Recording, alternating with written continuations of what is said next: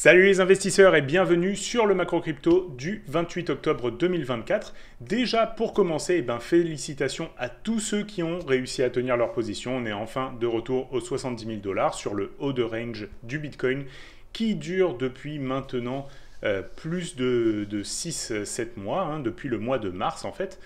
Donc voilà, on est enfin de retour sur ce haut de range et maintenant il va falloir voir qu'est-ce qui va se passer à ce niveau-là. Et c'est pour ça qu'on va faire le tour du marché crypto, se donner des bonnes idées de où on en est en ce moment et faire quelques scénarios de ce qui pourrait se passer par la suite. Allez, c'est parti.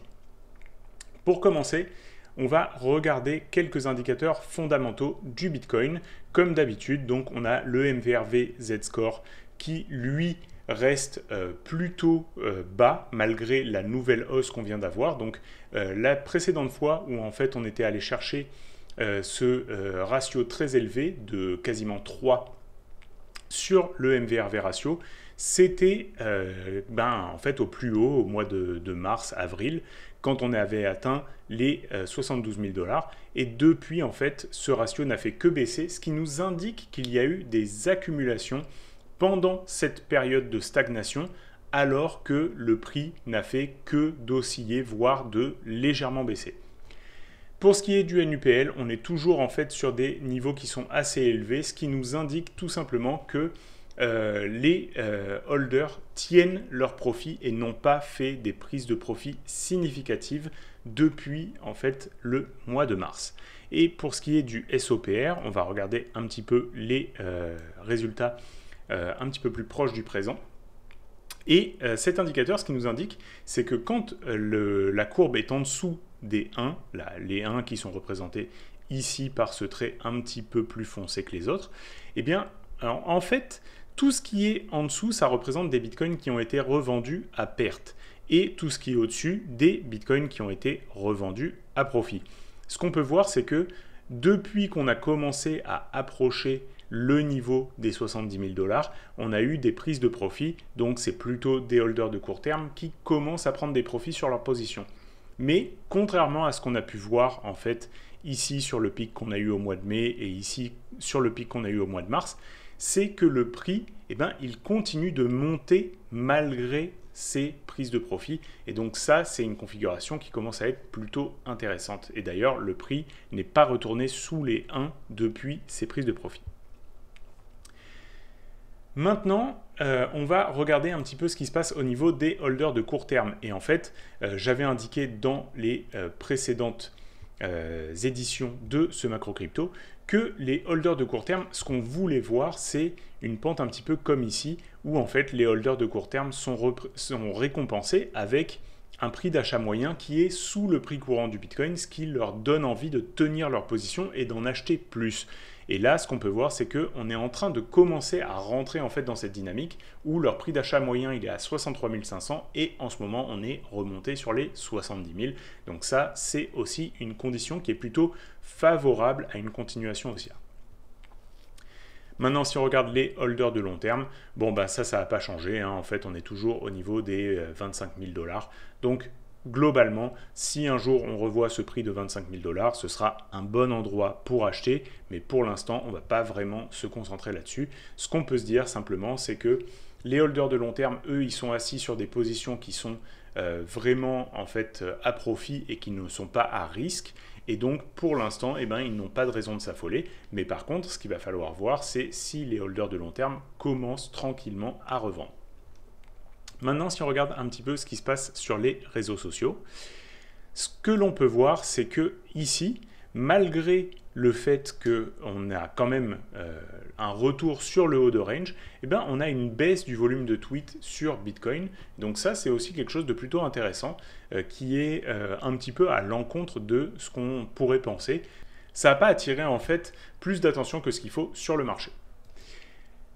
Maintenant, si on regarde le niveau du Fear and Greed, on est sur un niveau de grid au niveau des 72. Donc là, il faut commencer à faire un petit peu attention. Ça nous donne un petit signal de surchauffe temporaire.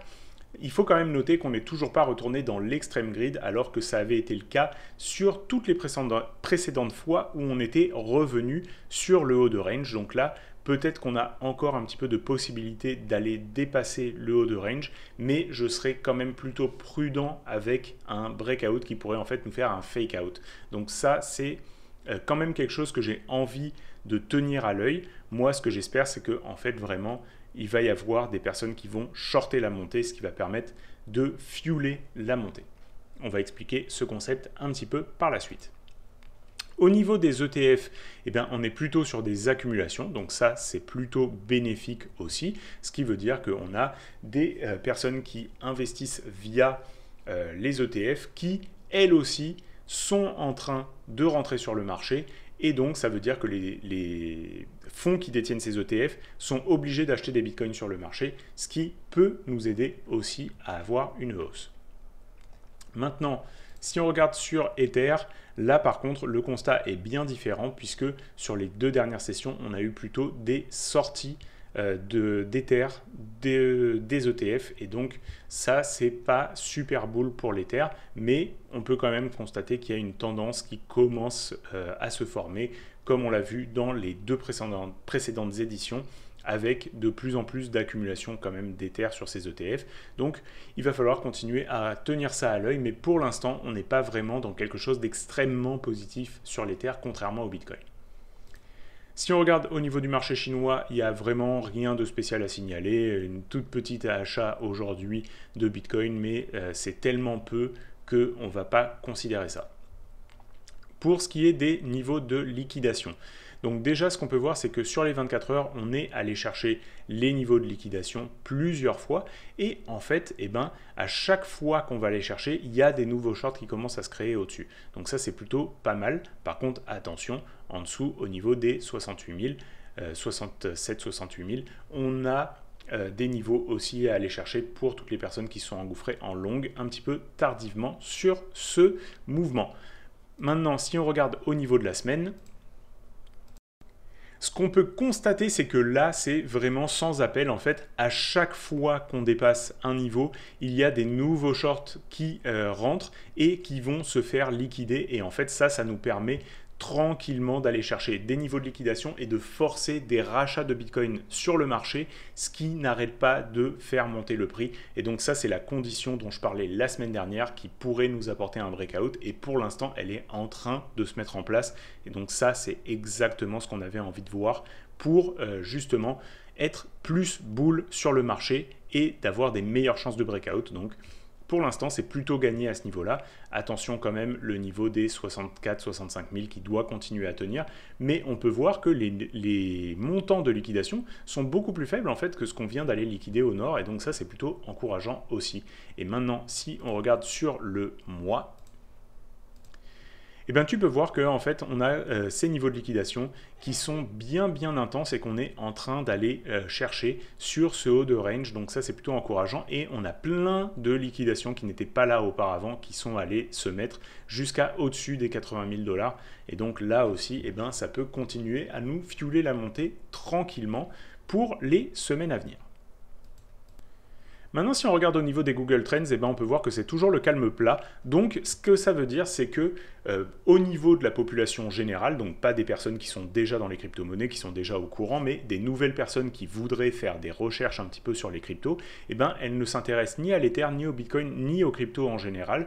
Ce qui veut dire qu'on reste quand même sur un moment d'achat qui est plutôt intéressant, même si, bien entendu, je conseille jamais d'acheter sur un haut range, tout du moins si on n'a pas un breakout qui est confirmé. Donc là, on est sur une des plus mauvaises zones d'achat possibles, mais on peut quand même considérer qu'on n'a pas du tout en fait une euphorie généralisée dans la population, et ça arrivera uniquement si on casse les ATH et qu'on commence justement à avoir des articles de journaux qui parlent du Bitcoin comme l'asset le plus performant de l'année, de la décennie, etc., avec peut-être des targets de prix qui sont un petit peu farfelus et qui vont éveiller la curiosité du public qui, et en fait, ce public, lui, il doit vraiment revenir dans le marché pour qu'il y ait du sang neuf, pour pouvoir justement acheter encore plus de crypto-monnaies et faire monter le prix.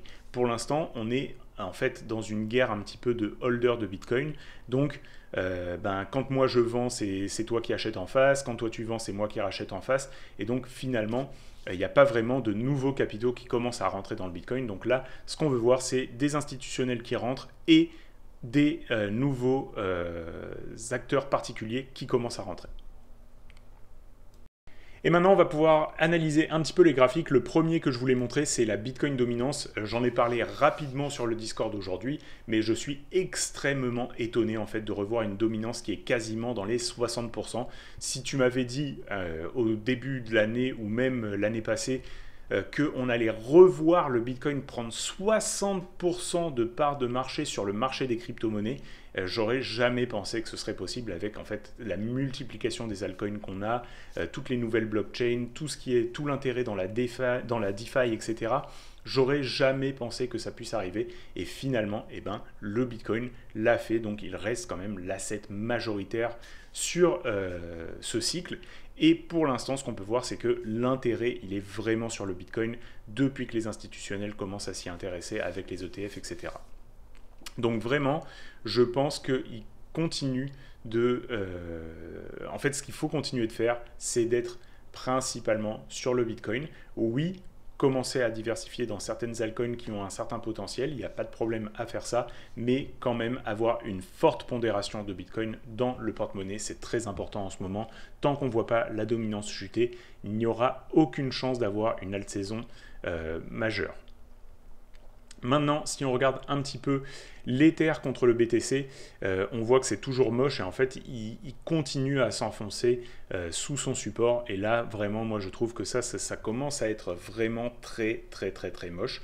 Donc, encore une fois, comme je l'avais dit, on n'est pas à l'abri d'une surprise. Justement, il est beaucoup trop boudé, il est très dévalué. Mais pour moi, il faut vraiment qu'on vienne récupérer des niveaux clés, donc qu'on repasse au-dessus de cette trendline baissière et de ce niveau de support qui en fait est un niveau de support contre le Bitcoin qui a été extrêmement défendu par le passé, qui a été extrêmement travaillé et là, le voir commencer à céder, c'est vraiment pas encourageant pour l'Ether pour l'instant. Donc vraiment, il faut tenir ça à l'œil. Encore une fois, on n'est pas à l'abri d'une surprise, ça ne veut pas dire que j'ai vendu tous mes Ethers ou quoi que ce soit. Je continue d'avoir une pondération en Ether dans mon portefeuille tel que je l'ai montré il y a quelques semaines quand j'ai fait la vidéo où j'ai dévoilé mon portefeuille crypto. Donc la pondération n'a pas changé depuis que j'ai fait cette vidéo, à part les petites variations qu'il y a eu entre le cours des différentes crypto-monnaies que j'ai dans le portefeuille. Mais je ne compte pas surpondérer en Ether, clairement, tant qu'on n'aura pas repris ces niveaux. Pour ce qui est du BTC contre l'USD, ce qu'on peut voir, c'est que voilà, on est vraiment de retour sur ce haut de range. Et là, maintenant, le but, ça va être vraiment d'aller chercher cette zone des 71 000, 72 000 $ qui a constitué le haut de range précédent et de voir si on est capable d'avoir le jus pour dépasser ici. Maintenant, si on passe en daily, ce qu'on peut voir, c'est qu'on a une très belle bougie d'impulsion ici avec des beaux volumes. Donc ça, c'est plutôt encourageant. On est en train de commencer à faire un nouveau point haut, là dans cette tendance en daily. Et ce qu'on veut voir, c'est justement comment le prix va se comporter au niveau de la résistance des 71 000, 72 000 $. Donc ça, c'est vraiment les niveaux qu'il faut tenir à l'œil. Ça ne va pas être facile de les dépasser, mais par contre, s'ils sont dépassés avec une belle bougie d'impulsion, moi, je pense que ça va laisser beaucoup de monde sur le carreau. Toutes les personnes qui hésitent à se positionner, qui ont hésité depuis trop longtemps, et généralement, quand le Bitcoin il part pour de vrai. Et c'est très difficile, en fait, après de rentrer dedans. On est obligé de courir après le prix. Donc, il va falloir surveiller ce breakout avec attention, mais il ne faut pas oublier non plus que le haut de range, c'est un endroit où beaucoup de personnes vont avoir envie de se décharger et on peut très bien continuer dans ce range et continuer à épuiser la volonté des investisseurs. Donc, surtout qu'en ce moment, il y a beaucoup de choses au niveau de la macro qui peuvent se passer entre les earnings qui sont en train d'arriver pour les méga caps avec beaucoup de big tech qui déclarent leurs revenus cette semaine. En plus, on va avoir plein de choses qui vont se passer au niveau de la politique monétaire avec les résultats du chômage. On va avoir aussi le PCE qui va arriver, qui va nous donner une mesure de l'inflation. Et on a les NFP qui vont nous montrer tout ce qui s'est passé au niveau du marché du travail. Et en plus de ça, on a l'élection américaine qui peut tout changer sur ce marché. Donc là, encore une fois, si c'est pump qui passe, ça risque aussi de pas se passer super bien pour les cryptos. Ça peut être vu comme quelque chose qui est plutôt négatif pour l'environnement crypto. Donc attention, il y a quand même de nombreux risques sous-jacents et ça peut être bon aussi d'avoir une forme de clarté à ce niveau-là pour se positionner, même si, bien entendu, on est récompensé à se positionner avant. Mais là, se positionner tout de suite sur les hauts de range avec tout ce qui arrive dans les news et dans la macro, ça peut secouer assez fort. Maintenant, si on regarde l'Ether contre l'USD, on va commencer par le regarder en weekly. Pour l'instant, il arrive à tenir ses supports et il commence à former un pattern qui est plutôt intéressant. On voit que les points bas sont de plus en plus hauts, donc ça c'est plutôt bon signe à ce niveau-là. Si on le regarde en daily, ça confirme plus ou moins ce qu'on voit en weekly. En fait, là, je vais te tracer une petite trendline ici. Et ça, ce que c'est en train de nous dire comme histoire, c'est tout simplement que pour l'instant, les bulls arrivent à maintenir le prix et arrivent à faire monter le prix tranquillement. Mais attention, il est toujours en sous-performance par rapport au Bitcoin et donc il ne faut pas le surpondérer, mais en accumuler tranquillement si tu n'en as pas encore. Pour l'instant, je trouve que l'Ether, il est à la limite sur des prix qui sont beaucoup plus intéressants que le Bitcoin pour en accumuler. Le Bitcoin, encore une fois, c'est le haut de range, donc c'est pas la meilleure localisation pour en accumuler. Voilà, je ne présenterai pas d'altcoin cette semaine, tout simplement parce qu'il y en a vraiment presque aucune qui performe par rapport au Bitcoin et que celles que j'ai présentées en fait dans les semaines précédentes, elles sont toujours à peu près sur leur niveau de signal qui était intéressant. Donc si tu as envie de te positionner sur l'une d'entre elles, fais tes analyses, fais tes recherches et définis le capital que tu veux y allouer. Mais je ne pense pas qu'il y ait eu de nouvelles opportunités qui m'ont sauté aux yeux. Et pour l'instant, j'ai vraiment envie en fait, de me concentrer sur le Bitcoin et sur ce qui va se passer avec les élections et de continuer en fait, à manager mon portefeuille tranquillement. Et j'ajouterai en fait, d'autres altcoins où je surpondérerai en Ether ou en altcoin uniquement quand on aura eu des signaux sur la Bitcoin dominance et qu'on aura de la clarté sur ce marché. Voilà, j'espère comme d'habitude que je t'ai aidé avec cette analyse du marché. Laisse-moi un like, mets un commentaire, abonne-toi à la chaîne et partage la vidéo avec tes amis. Et on se retrouve la semaine prochaine pour une nouvelle vidéo. Bye!